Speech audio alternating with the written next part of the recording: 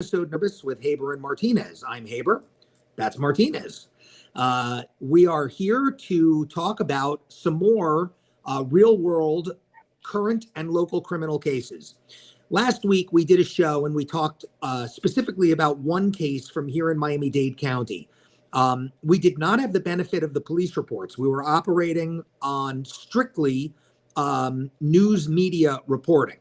And we were very clear when we did that to make sure that you guys understood how bad a practice that is. And we're going to kind of clear up a little bit of the why of that, because we're going to spend the first couple minutes of this show talking about that case again, but with the benefit this time of having the what we call an arrest affidavit, which is the initial police report. It is a sworn statement of facts and circumstances that the arresting officer claims as constituting probable cause for the arrest.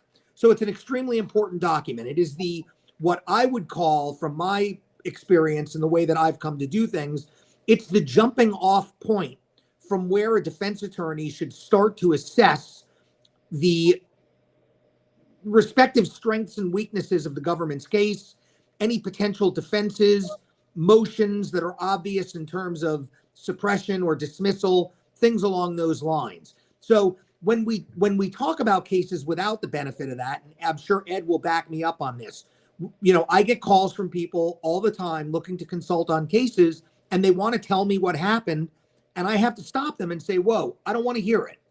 I mean, not that I don't want to hear it. I don't want to hear it now. I want to start with what the cops have to say. Please send me your police report. Why? Because the police report, if it is in fact a lawful statement of probable cause, should be your absolute worst case scenario. The four corners of that document should bury you if the cops did their job right. Now, obviously, there's almost always additional information, and that's when we sit down and talk to our clients and debrief them and figure out whether there's any defense witnesses or defense evidence, where we're going to start to conduct a defense investigation, or if we do see any chinks in the armor, where we're going to attack the initial assessment of probable cause in the state's case. Go ahead, Ed. I just want to add one other thing, because a lot of times, Michael, right, our clients will be like, the cop's lying.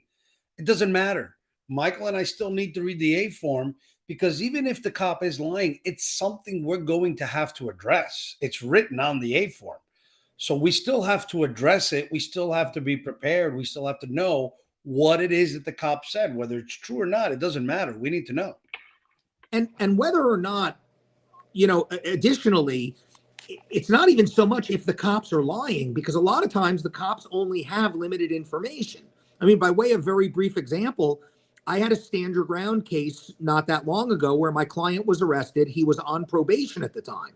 So when the cops showed up, rather than telling them what happened, he immediately said, I can't say anything without my lawyer present. So they didn't have his side of the story. So operating only on the information that they had, they made what appeared to be, to the blind eye, a very valid probable cause arrest. But once the other side of the story was exposed, it was obvious that this was a stand your ground case, which is why we ultimately got that guy immunity. The point is, these reports are extremely important. So last week, we spent a whole... in there for, Go ahead. For Michael, because this is really for citizens. This isn't for lawyers. It's not a CLE. Why is it that person that Michael dealt with, nothing would have changed had he told the officers his side of the story? Because the officer will tell you, if you tell them that you were defending yourself, the officer will tell you, well, that's something for you to bring up with your lawyer in court. They're not going to not arrest simply because you say, well, let me explain to you what happened. I don't know. It depends. I mean, I would say as a general rule, look, my tagline. Anybody who watches this show knows my tagline. My general starting rule is exactly what Ed said. Up X2, hashtag up X2. There's nothing you can say to the cops that your lawyer can't say, both smarter and safer, right?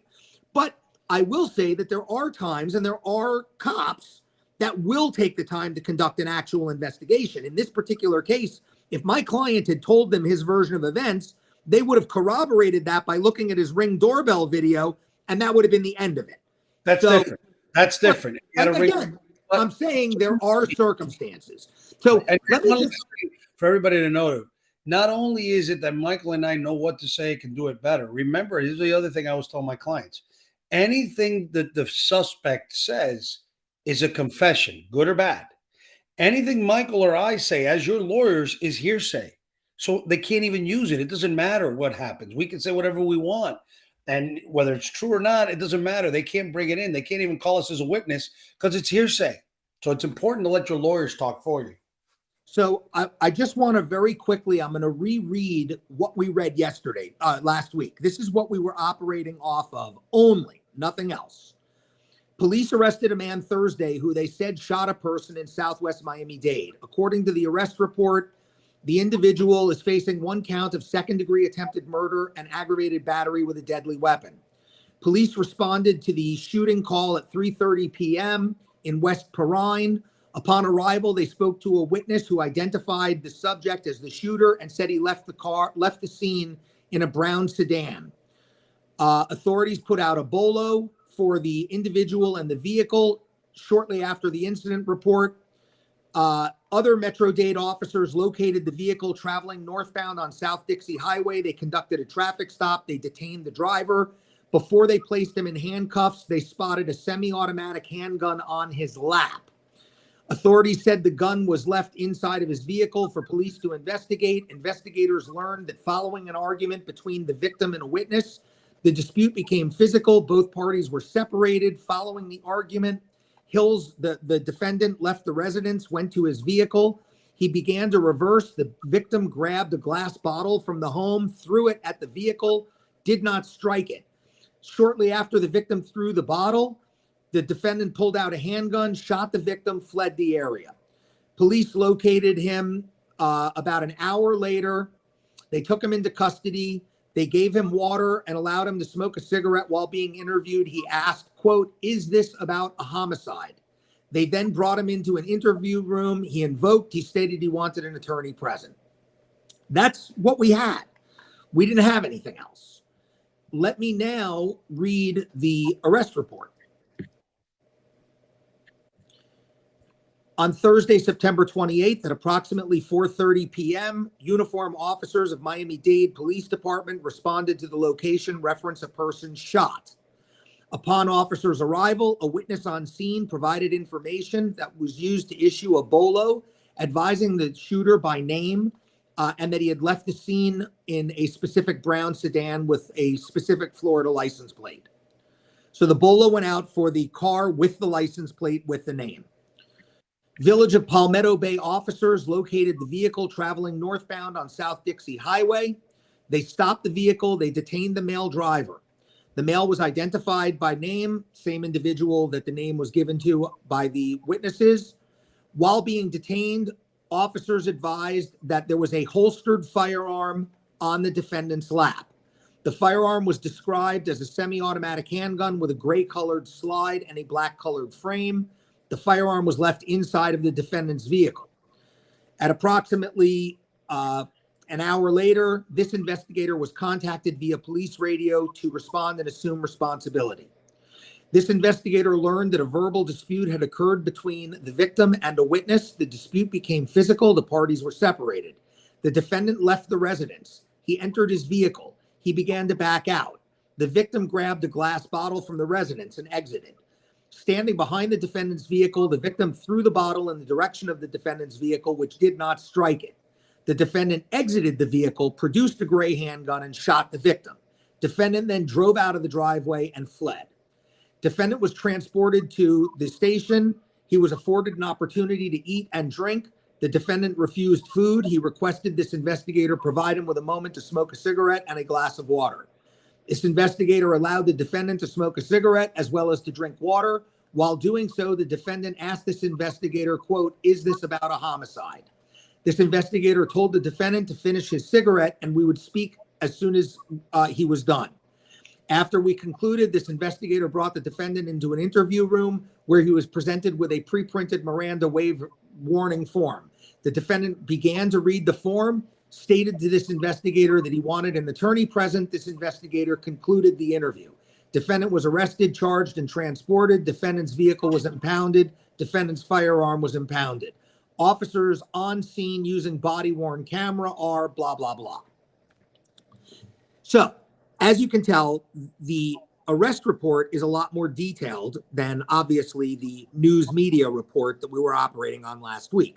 We now know that the guy did exit his, well, at least according to the police, he did exit his vehicle and intentionally drew and shot at somebody who had threw a bottle at his car. While he was in him. Right. He's in the car driving away. The guy throws the bottle, misses.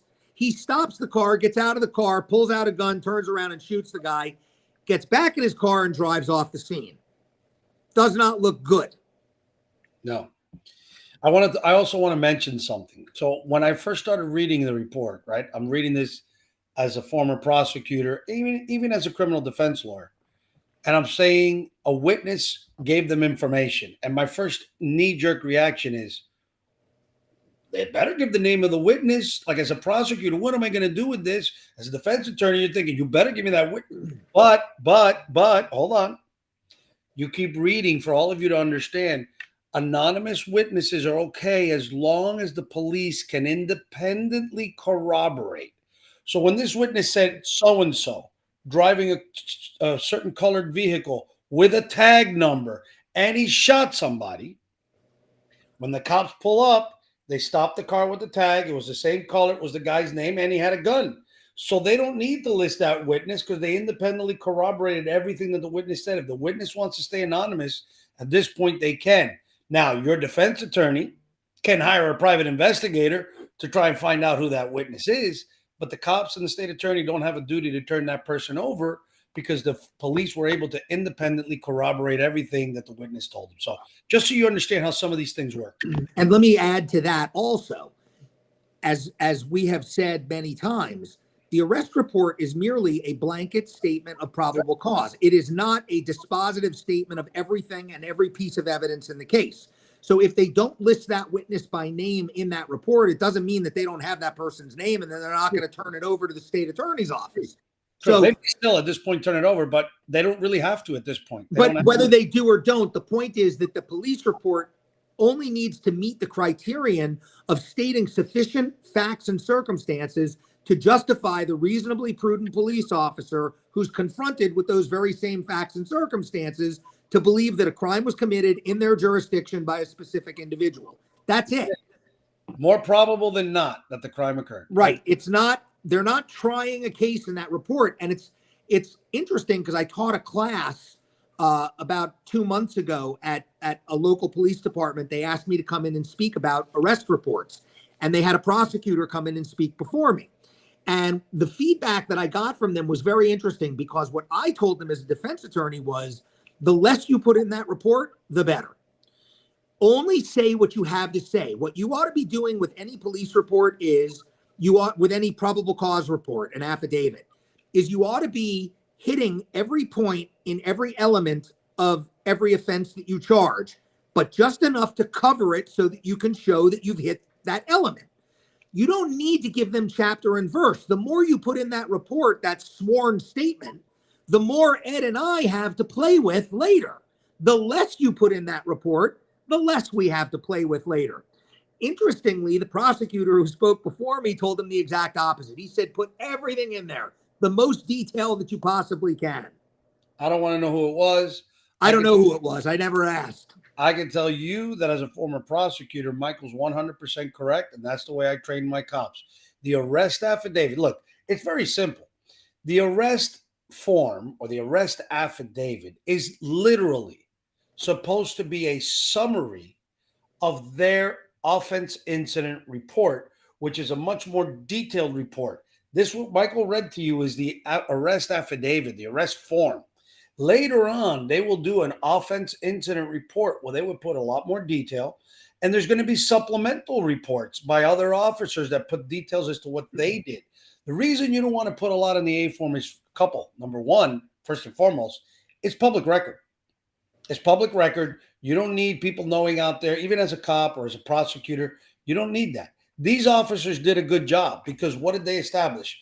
Everything they needed to get to, is it more probable than not that it occurred? To put everything in there would be what we need as a prosecutor to prove it beyond a reasonable doubt.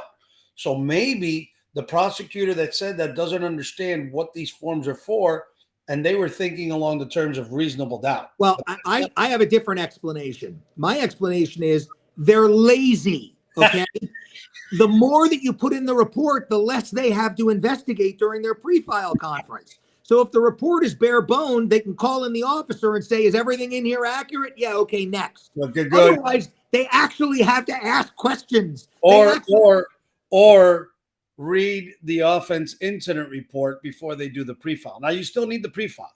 Again, for citizens, for you guys to understand this. The way it works is a state attorney will call in the lead detective or somebody who can give them the information they need, and we actually swear them in. We swear them in. Raise your right hand. You swear what you're about to tell me is the truth, the whole truth, nothing but the truth? Yes. Okay, put it down. Let me ask you, what happened this? And what about this? Hey, what's the witness's name? Do you have the witness's name? Yeah, what's the witness's name? Da, da, da, da, da. Why didn't you put it in the A form? Do they want to stay anonymous? No. I just thought that, no big deal. I didn't want to put it in the A form. Cool. Okay. Or, yeah, they really want to stay anonymous. So, well, either way, the prosecutor ultimately has to tender that information to the defense, and this. Well, like let's not get. It's like I said, it's because they're being lazy because they're going to have to ask these questions. Exactly. But let's not get get bogged down in the minutia. Let's get on to our next case because we're already over time. All right, I'm going to read you another A form because this is a short one. This is an arrest that happened on September 19th of this year in the city of Fort Lauderdale.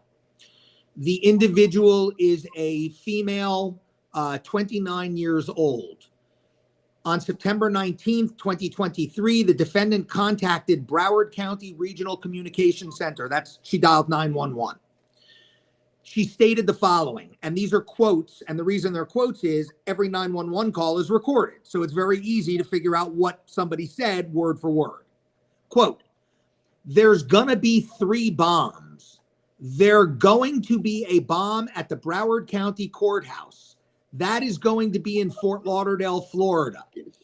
There is going to be a bomb on Exit 21, Hollywood Boulevard, the police station right across from Target. The last bomb will be at the Joe DiMaggio Memorial Hospital. She's wrong about that. Go ahead. The defendant was taken into custody at her residence, located at whatever. While speaking with the defendant, I informed her that I was investigating a bomb threat at the courthouse Hollywood Police Department. She then spontaneously uttered Joe DiMaggio Hospital. It was later learned that the defendant had posted threats on her Instagram account. I don't know, can't read whatever that word is. I don't know, whatever. It's her account handle or whatever. Oh, okay, got it. The defendant stated the following, quote, there's too many hospitals and police stations to shoot up, so Hollywood PD and the Broward Sheriff's Office will be shot up first. I'll find their families and wipe them off the face of the earth, not the children, though. The defendant is being charged with 3 counts of false reports concerning placement of an explosive device and written threats to kill. So the charges are she has 4 second-degree felonies, which means each punishable by 15 years. She's looking at a maximum of 60 years in prison. Remember, again, what we just said, the police report needs to hit the elements of the offense. So what do they do here? They charged her with making false bomb report threats. There were no bombs found at any of these locations. So she threatened 3 different institutions. Specifically, they've got her voice on 911. They have the origin call number and address because 911 tracks incoming calls so that they can dispatch officers immediately. They actually went to that residence. They located her. They identified her. And as the officer wrote this up, they only mentioned 2 of the 3. She corrected them and threw in the 3rd, Joe DiMaggio, just to make sure they didn't miss anything. That right there was the 4th bomb, her stupidity. Yeah. And then when I guess they dug through her social media, which is very routine these days for cops and prosecutors to do, and they found other threats. And of course, when you do something like that on a public domain, that's a criminal act too. So look, the police did their job first and foremost to make sure that this was not a real pardon the pun, but explosive situation, right? They didn't have to evacuate this children's hospital, the courthouse, or the police station. That's first and foremost. So they make sure that the threat is not real, or verify that it is real, in which case they can, attempt to deal with those situations. So I think the cops hit every point, and this is a great example of an A form that is short, sweet, and to the point. There's no mistaking the elements of the offenses here, and there's no superfluous information. Thoughts? I think both of them were written that way. I think both were very good. I think they were written that way, the way you should, just enough to get you past probable cause. I think this woman's going to probably regret what she did. I don't even understand why you would do something like that. But then again, it's not our place to understand why people do things. Well, I disagree with you on a side level. When I read this A form, the first thing that comes to my mind is mental health. Oh yeah, well, so Michael, I do. Michael, hold on, because I was thinking that too, and I was going to mention this is a case where you might want to look into mental health. But I'll be honest with you, Michael, there may not be mental health, not to the level. If I were a betting man, I would go all in that this is a mental health defense and a mental health case. And if this woman contacted me, my discussion with her would go along these lines. I need to bring in a forensic expert to conduct a mental status examination and give you a battery of tests. If you're not cool with that, I'm not the right lawyer for your case, because that's the first thing I need to know. I need to know whether or not I can levy a mental health defense here, because I believe that this is either a truly evil, sick, despicable person who should be thrown in a hole for the rest of her life, or she's mentally ill. And I'm putting my money on mentally ill. Now, I don't know her. She could have a laundry list of priors. I have no idea. She could be a psych patient. She could be off her meds. She could, anything is possible here, but that's what it screams to me as a defense lawyer. And here's the thing. I think it definitely has mental health issues. The reason I said hold off on that, I mean, first of all, let me be crystal clear. I agree with you on that. No matter what, I would ask for a mental health evaluation on this person because there's clearly some mental health issues. But that being said, well, when you say I would ask for a mental health, who are you asking? I would either hire somebody myself or have the court do it. But okay, so see, and here we differ. I wouldn't bring this to the court's attention. Well, I would. I mean, you keep interrupting me. Slow down, brother. I'm just trying to be detailed, okay? Because in an investigation, details matter. All right, Reacher. No, what I'm saying is, at some point, somehow, she would have to be evaluated, right? So I would get my own investigator, doctor. I would bring in my own doctor to evaluate her first for this reason.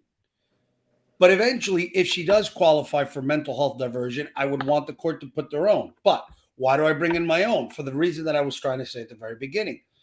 She may not have a qualifying mental disorder. She may have a mental disorder, but it still has to be one that qualifies. So I'm telling you, Michael. Well, qualifies for you're talking about qualification for mental health diversion court. Correct. Okay, I'm not necessarily going there. You're jumping ahead for me. Because for me, I'm not thinking about diversion court yet. First, I'm thinking that it is a mental health issue, and let me lock that down. If I lock that down, then I have to figure out whether or not it's even possible, because there's a lot of charges that are not eligible for diversion court. That's also true. But mental health is always available if it's legit for a statutory mitigator.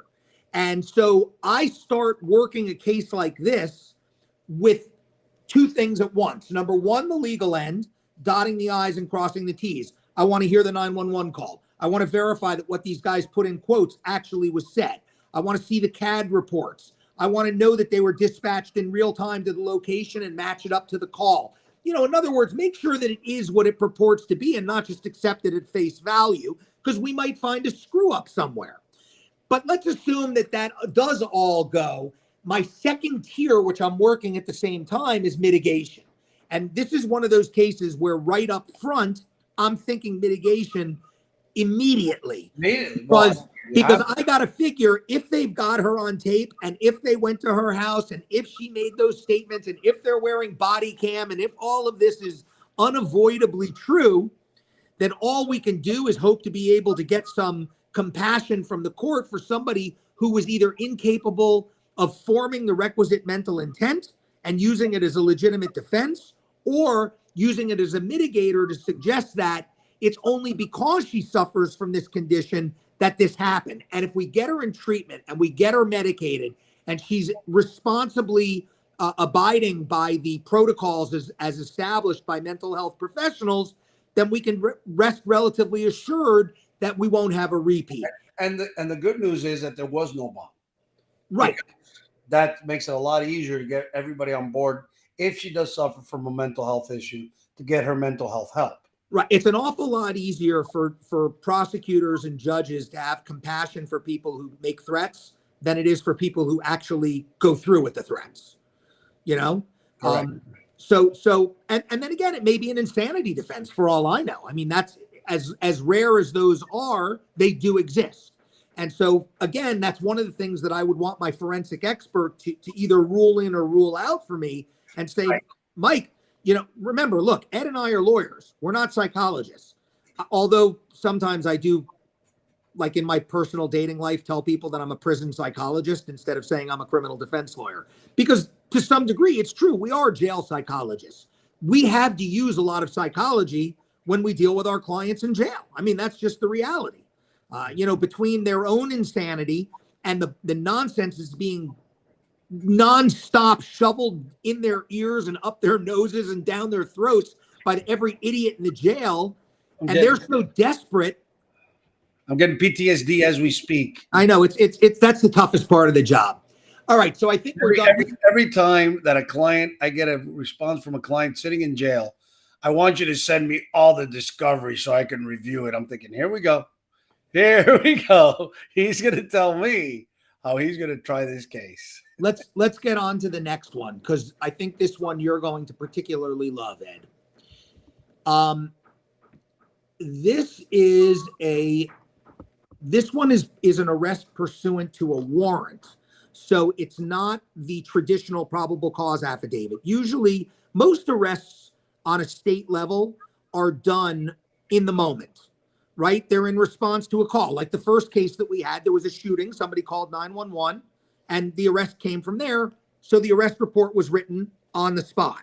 The last one that we just talked about, 911 got this call, threats of bombs. They dispatched the officers and they made the arrest and wrote up the PC.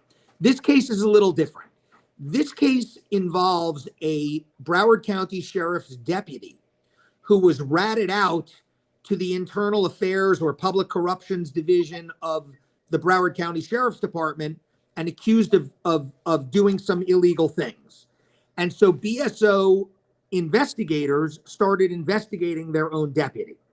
So in this case, they actually conducted a full-blown investigation behind her back without her knowledge. And then once they had secured all of the evidence, rather than showing up at her door and making a probable cause arrest, they reduced it to a written affidavit in support of a request for an arrest warrant, and went to a circuit court judge and said, Judge, we'd like an arrest warrant for this individual.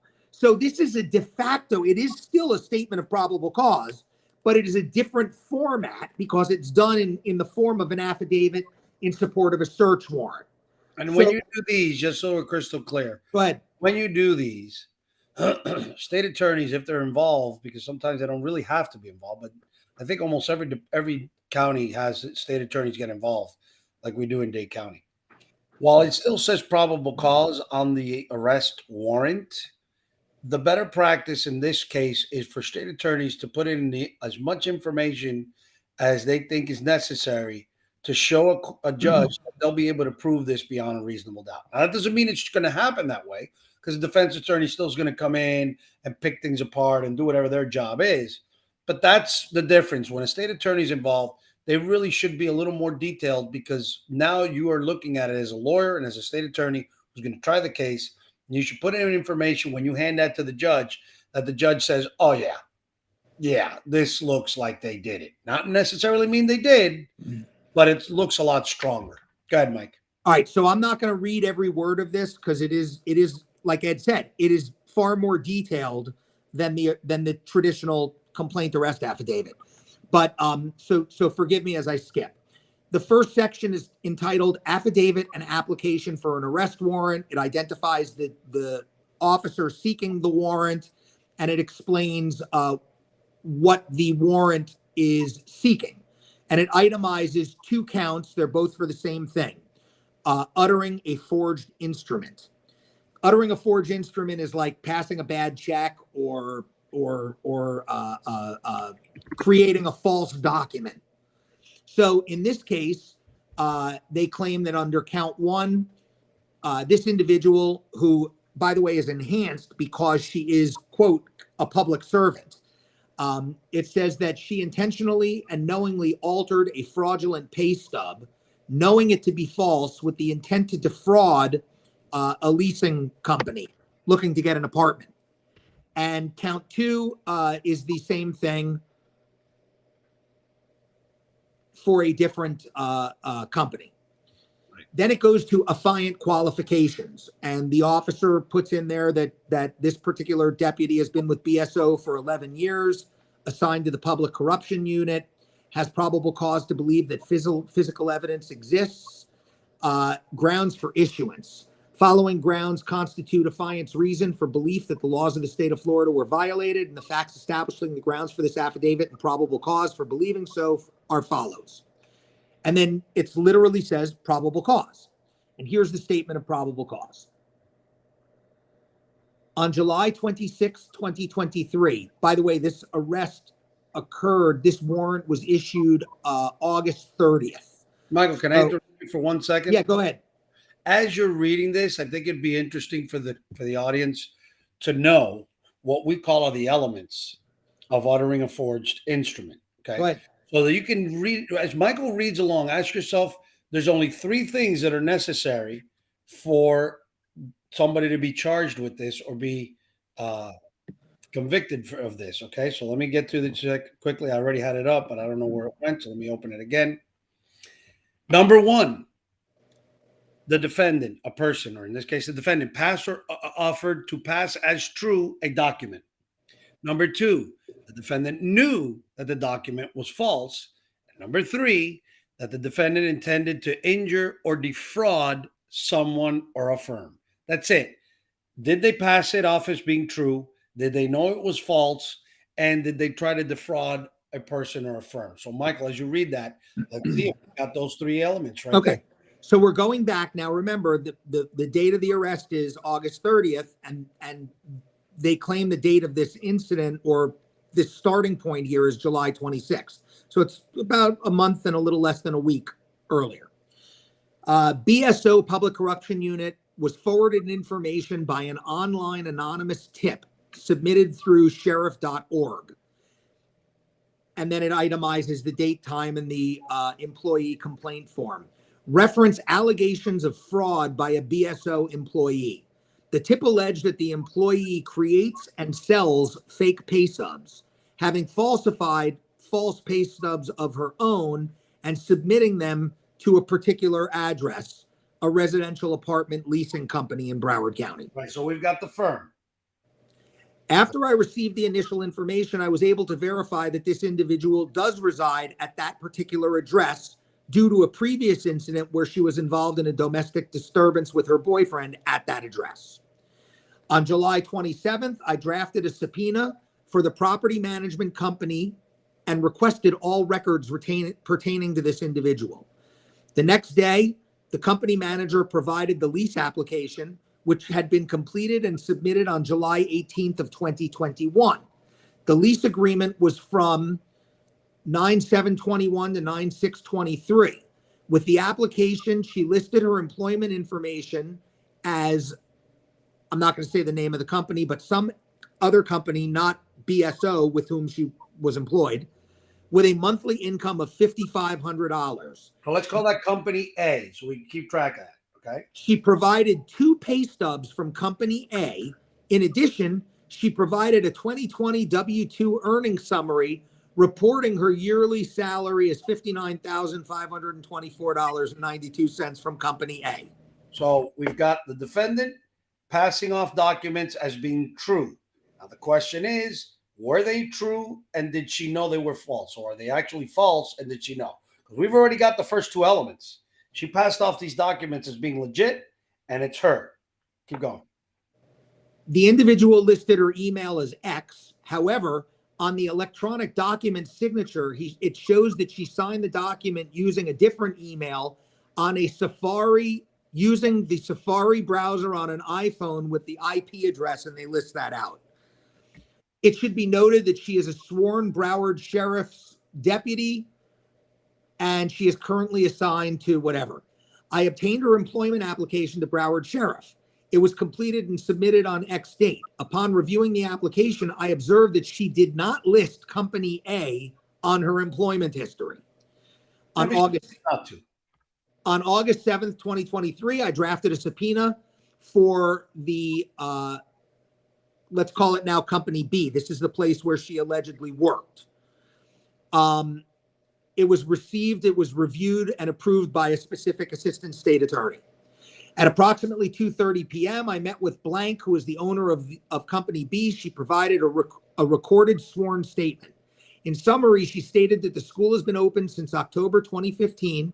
She has no records of a present or former employee named X. I showed her a copy of the pay stub and W-2 form, which had been provided to Company A. She stated it did not appear to be the same, that her school uses ADP payroll company, and the W-2 form was not issued by her company, Company B.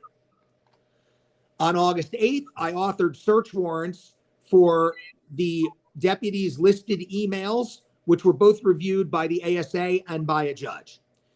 On August 14th, I received and reviewed records from Yahoo and Gmail. Upon further looking into the Gmail account, I see that she applied to a Company C for an apartment. On the emails to the company manager, she provided a leasing agent with pay stubs from Company B showing a monthly income of approximately $7,000.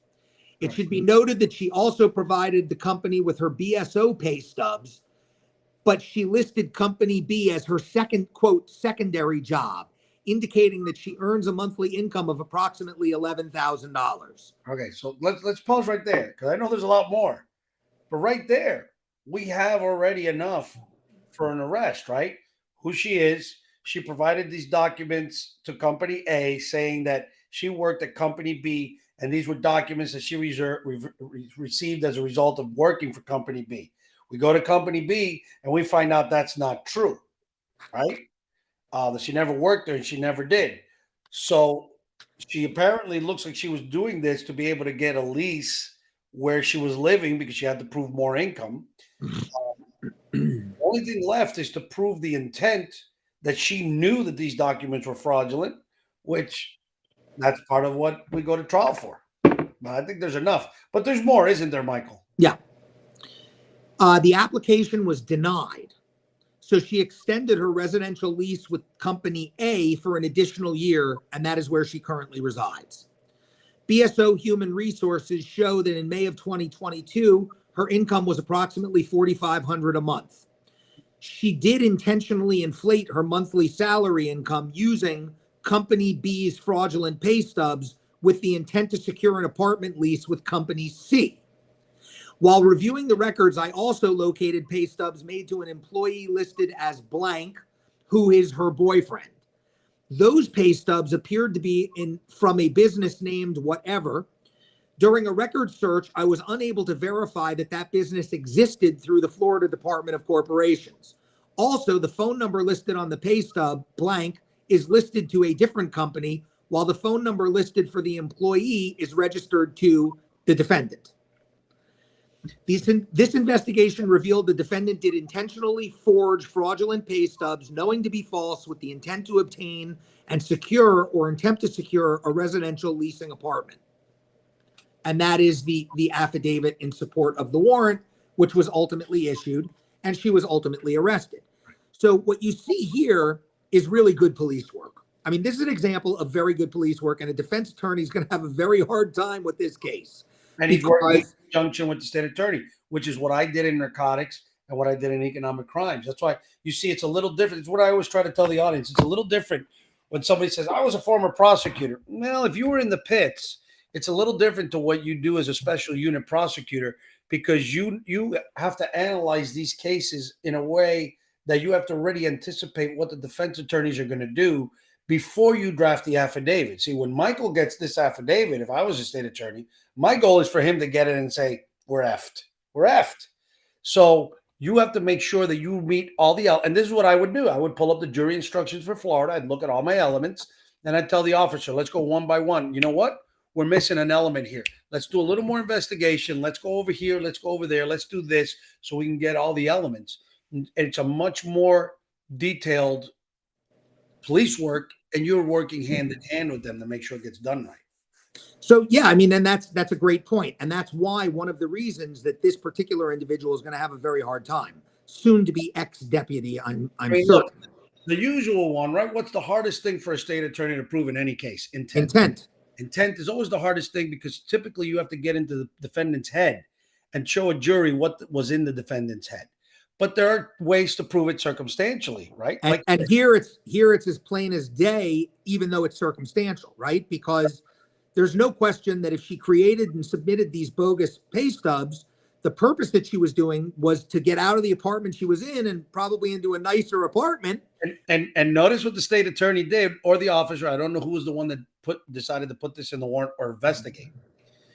But that's why they did two businesses, and that's why they also put in there that she did the same thing for her boyfriend, because that's the circumstantial evidence of intent. You see what I'm saying? It wasn't just for her, wasn't a mistake. She did it for her boyfriend too. This is not a mistake. So well, and also remember, the other thing is, you can rest assured that while this investigation was going on, this deputy was still working. She had no clue that this was happening. That's number one. Number two, you know that when they effectuated the arrest, I don't know for sure because again, I'm not intimately connected with the file, but I would assume, based on the quality of investigative work that was laid out in the warrant affidavit, I would assume that they showed up with a search warrant, and they also collected her computer and any paperwork that they could find. And they're going to go through that with a fine-tooth comb and probably come up with whatever software she used to create these documents, if she was dumb enough to do it on her own equipment. Right? So they're not done here. Text messages, like maybe one from the boyfriend. Hey, baby, did you draft those documents for me yet so I can submit it for the job? Who knows? But they'll be looking for everything. They will get a warrant for that. They will search for all that. And of course, if they find that corroborating physical evidence, that's like the proverbial stake through the heart. Ready when they mentioned in there that she used a different cell phone and she used Safari. They have those records already. They already subpoenaed them. They know exactly what she's been doing. It's solid police work. Very good solid police work. And probably for the reason that you said, I mean, not to take anything away from the detective, but they were smart enough to work in conjunction with an assistant state attorney who is a lawyer, and so they're really a well-oiled machine in this case, as opposed to the other ones we read where the state attorney just gets this. Sometimes it's a dumpster fire dropped on their desk. Sometimes it's all tied up with a nice neat bow and a ribbon too. But Correct. The point is, you get what you get. Whereas if you're working with the state attorney, the overwhelming odds are you're going to have an airtight case like that one.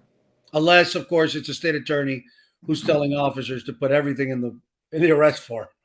All right, let's get through our last police report. I apologize. It's a little bit of a long one, but I promise you it's extremely upsetting. So let me warn you in advance. On October 5th, 23, at approximately 7:48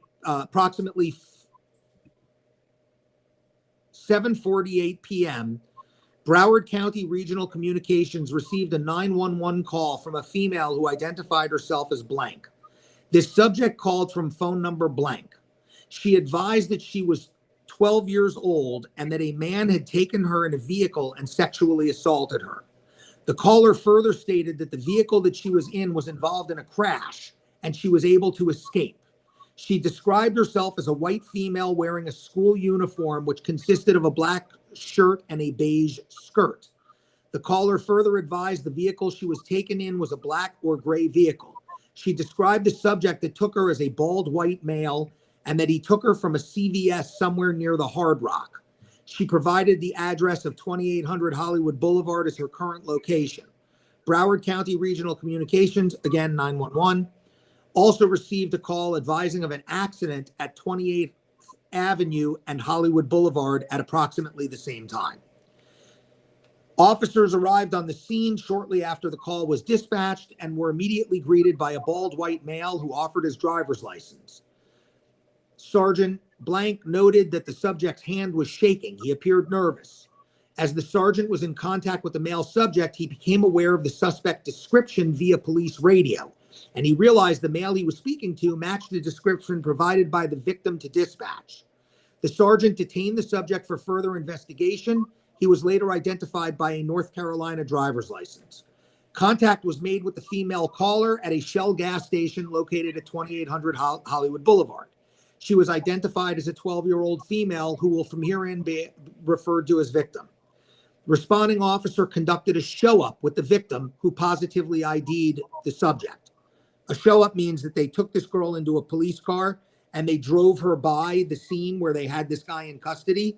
And she said, yeah, that's the guy. He didn't see her. They didn't come into contact. That's why they called it a show-up, drive-by. Victim was transported to the Hollywood Police Department where detectives conducted an interview. During the interview, victim stated that she had left her home earlier in the day. She was walking in an unknown direction, making turns as she walked. She advised that she eventually made it to the CVS store that appeared run down. From this CVS, she could see the guitar-shaped Hard Rock Hotel, but she was unable to say what direction the hotel was in relation to the CVS. While at the CVS, she was approached by a white male with a bald head. She described him as being approximately 48 or 49 years old. She advised that he grabbed her by the arm and forced her into the front passenger seat of his vehicle. She described the vehicle as being a small four-door car, gray in color. She described the interior as being, quote, fancy high-tech. She further described the car as having Apple Play. The keys had a blue keychain on them. She said it had a blue keychain with a logo. She believes that it occurred at approximately 3 o'clock in the afternoon, but she's unsure of the exact time. Once inside of the car, the man began driving in an unknown direction. He told the victim he was going to take her to a police station.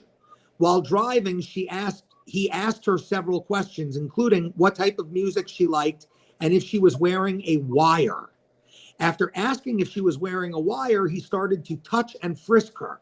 She described this action as him putting his hand up the front and back of her shirt and then rubbing his hand on her chest and back underneath her shirt, but over her bra.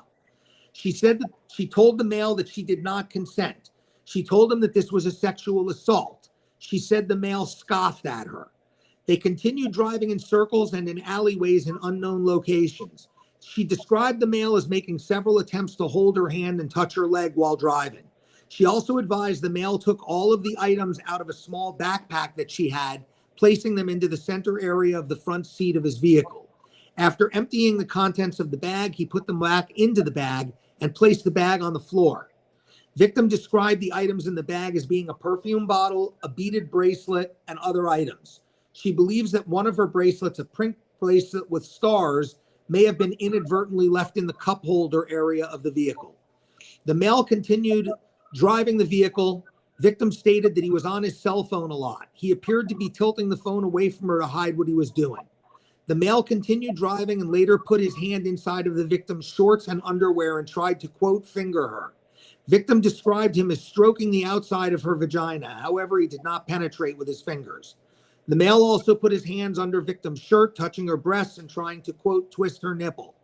As the male was doing this, the car they were driving in was involved in a car crash. This provided the victim with the opportunity to exit the vehicle, at which time she ran into the Shell gas station and asked the clerk to dial 911.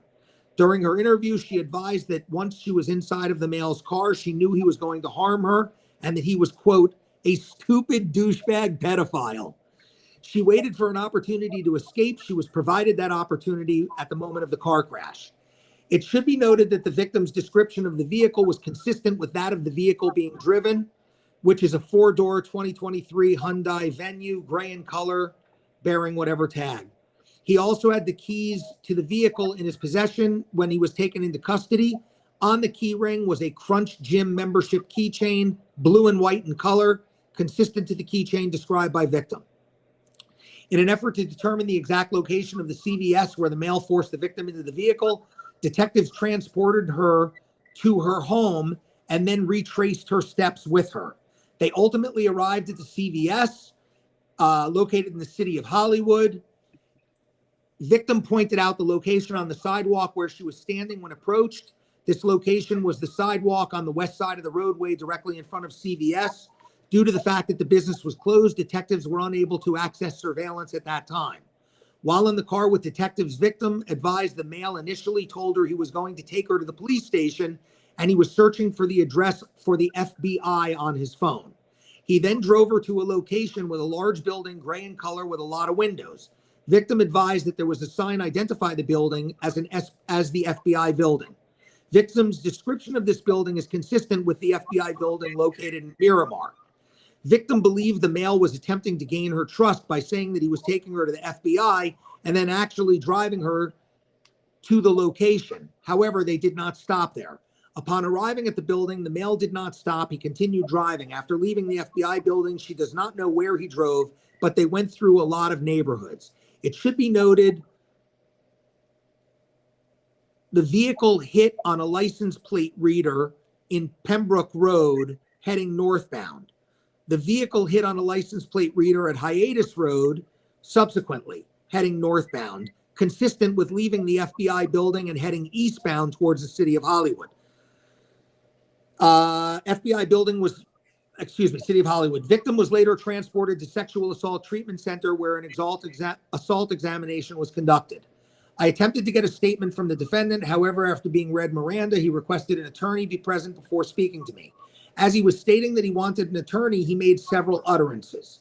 He stated that he heard what the accusations against him were, but he denied them. He stated, quote, all I was trying to do was help her. He admitted to, quote, taking her to the federal building, FBI building off Pembroke, but they were closed. So I was taking her down here and she made accusations and stuff saying that she ran away 5 times and the police keep putting her back with her parents. He then again stated he wanted a lawyer. It should be noted that he made these statements on his own accord after requesting an attorney. They were not in response to any questions asked by this officer. The interaction was recorded using audio and video. The suspect issued North Carolina driver's license, advised he was not sure of his current address because he had just moved to Florida for employment. However, he is a North Carolina resident. It is unknown if the subject will flee to North Carolina due to this investigation. End of report. All right. First, as always, everybody's innocent until they can be proven guilty. This is horrific. She was a 12-year-old girl. I have one glaring question, and maybe I missed it. They don't make it clear, Michael, on how or why he initially grabbed her and threw her in the car. Like, she doesn't say what his thought process were. Like, why would he think that she was running away?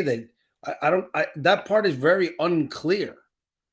Well, I have a bigger things. If it weren't true, I don't know. I have a bigger global issue. Okay, this violates the rule of brevity. They put way too much in this report.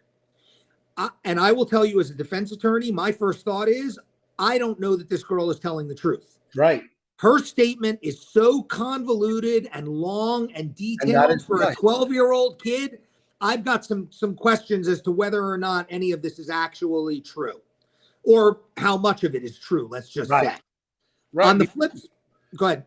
Me too. I agree with you. Listen, you've read thousands of A forms. I've read probably twice as many as you, only because I was a state attorney, and I got thousands of them when I was working there. This A form reads odd. There's some things that just are left unsaid that make no sense. And you're right. Part of it is, since there's so much in there, you're thinking, well, why aren't you going to explain that? Like, that's the first thing you need to explain. What happened? Like, did he get out of the car, just grab her by the arm and throw her in? Well, here's another thing. Allegedly, this starts at 3:00 in the afternoon and it ends at almost 8:00 at night. What are they doing for 5 hours? What are they doing for 5 hours? How is this guy sexually assaulting her in a car for 5 hours driving around? It stinks. The story stinks. Now, it doesn't mean it's not true. No, and we have to. The state attorney has to investigate. Everybody has to investigate. And none of us, neither Michael nor I, are denying that or saying that the victim is a liar. What we're saying is that some of this is just very odd and it needs to be investigated. And there may be more to it than this too. Again, who knows? She may have voluntarily, happily gotten into this guy's car. She may have flagged him down for all we know.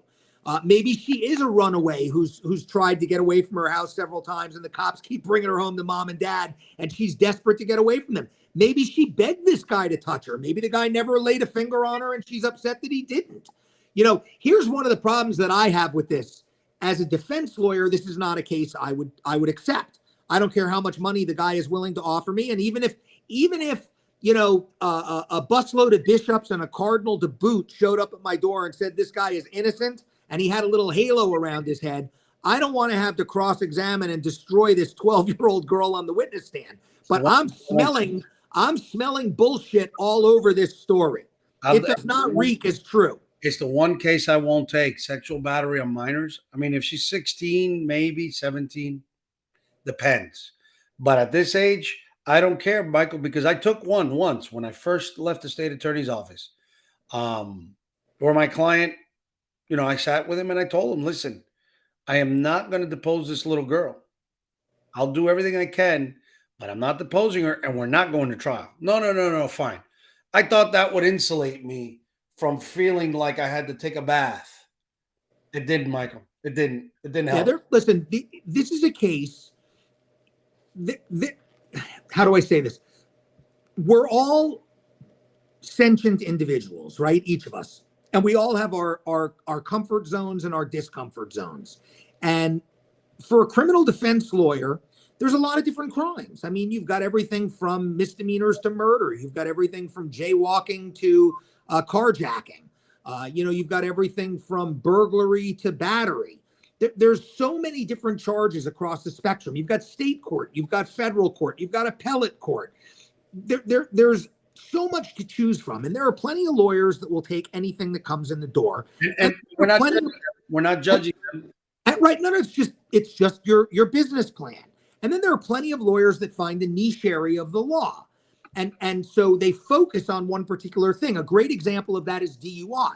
There are a lot of really excellent DUI lawyers that if I got a DUI, I would be going to talk to, but I would never hire them on any other type of case because that's what they do. It's like if you go to an orthopedic surgeon that specializes on one particular vertebrae and that's all he does, you're not going to go see him for something outside of his comfort zone. Or if you do, you're pulling him out of that. So there are criminal defense lawyers that have absolutely no qualm with these types of charges. In fact, they wind up specializing in these types of cases, and everybody refers them to them because so many people are turned off, either for the reason that I have, which is I don't want to see an innocent guy go to jail. But if I had to choose between an innocent guy going to jail or me having to cross-examine and destroy a 12-year-old lying kid on the witness stand, that's a really tough call for me, and one I don't want to have to make. That's exactly how I feel. It's a no for me. It's a no-win situation because if he's guilty, I'm disgusted, and if he's innocent, then I got to attack a 12-year-old. It's a no-win.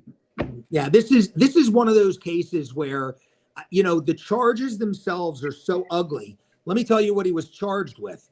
He was charged with 2 counts of kidnapping and kidnapping with a sexual battery.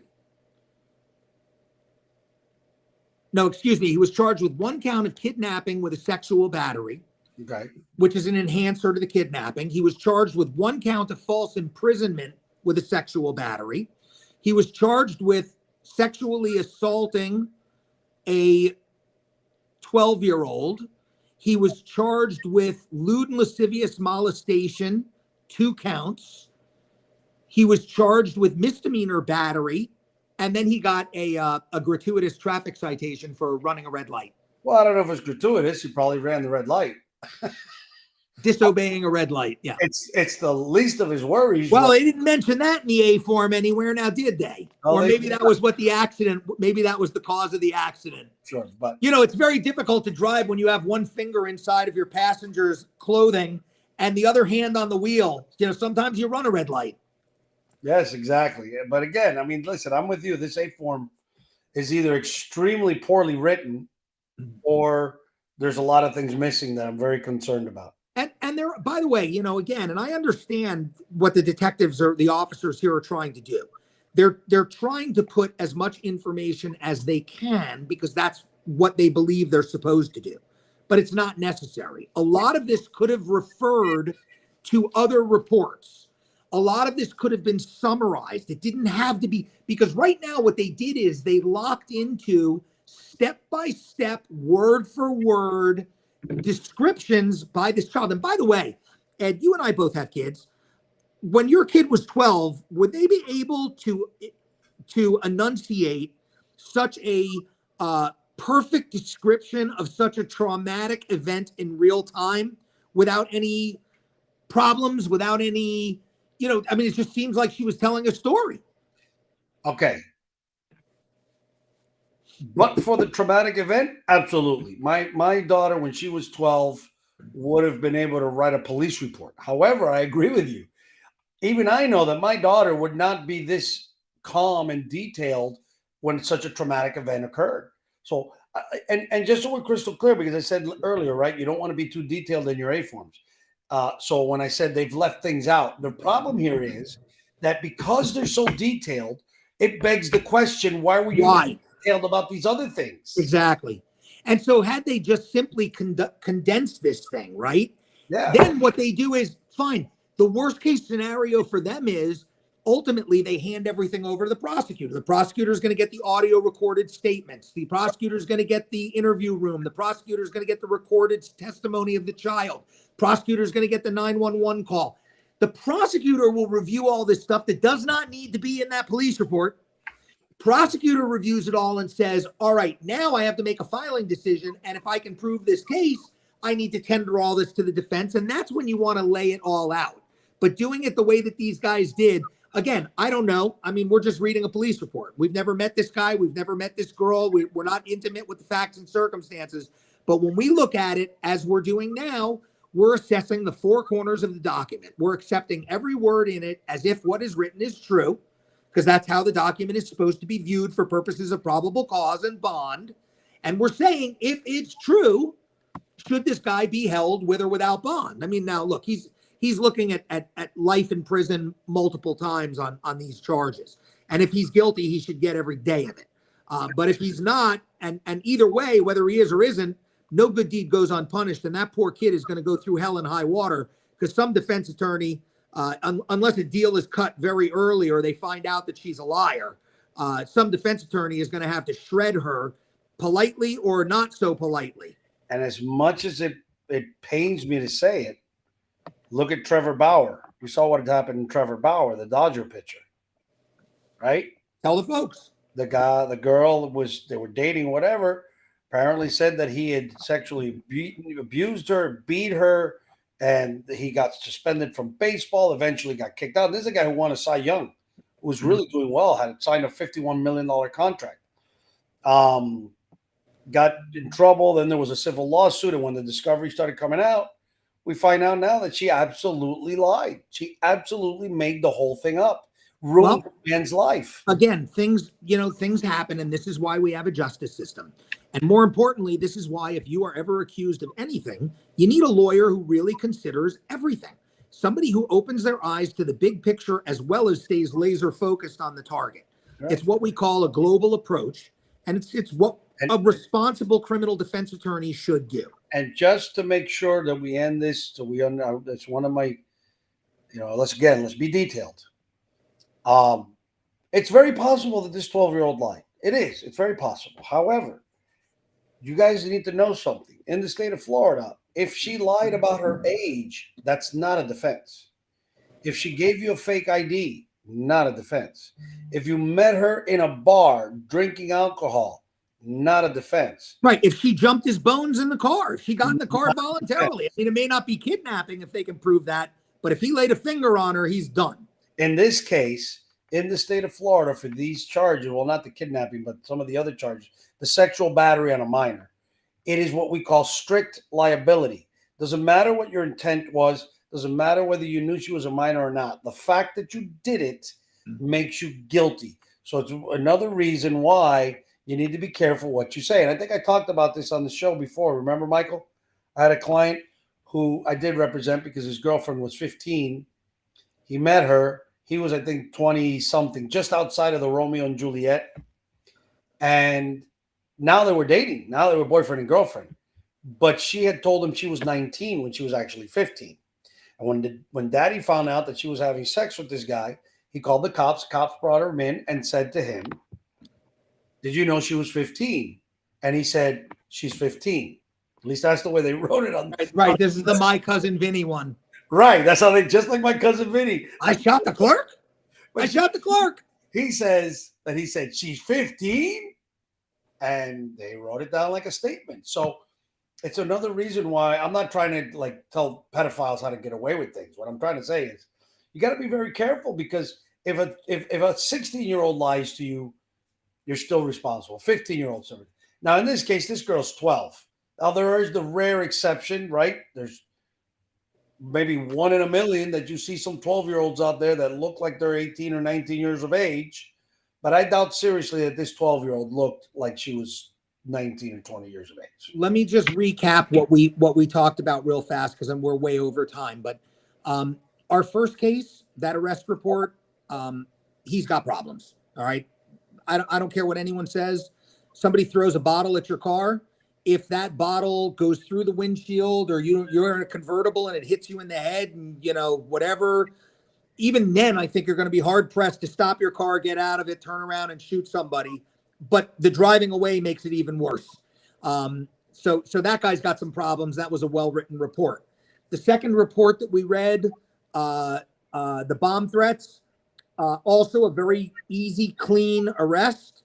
I think that individual is going to have some problems, but I see definite signs for a mental health, either defense or mitigation, and possibly, as Ed alluded to, diversion through mental health diversion court, potentially. I don't know.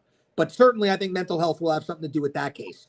The third one, excellent police work, but that's a different type of case, because that's one where they actually worked the case and did a complete investigation and made an arrest pursuant to a warrant with the assistance of an assistant state attorney.